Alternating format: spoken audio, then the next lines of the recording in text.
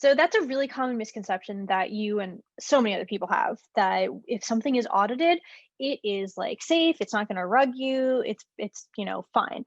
And that is just not true. So with the exception of maybe 3 or 4 auditors who are my preferred auditors, um, most audits out there literally just check functionality of the code, like CertiK, for example, right? For some reason, CertiK is the gold standard of audits. I have no idea why. Honestly, their audit is not that good to begin with.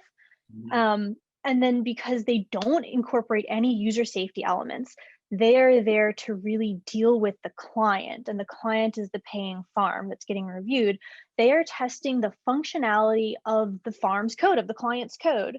So if a farm has a migrator in it or a proxy in it, Certic or whoever is literally just going to go through it and be like, yep, migrator works perfectly. Good job, guys, A plus. And they're just going to make sure that the functions work and that they're not prone to like bugs, essentially.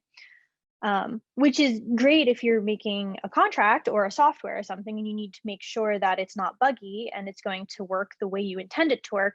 But again, does not incorporate user safety elements or just usability elements at all.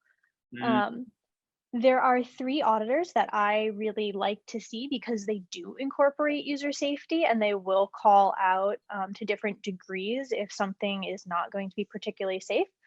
That's going to be Paladin Blockchain Security.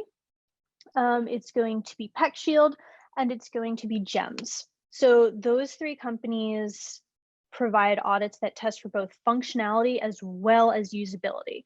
And of those, Paladin tends to go a little bit above and beyond. And if they flag something for a problem, I really like the fact that they work with the farm to then fix it. So they come up with user safety oriented solutions when they find problems or bugs in the code, which is part of the reason why they're one of my favorite auditors. So that's how I feel about audits.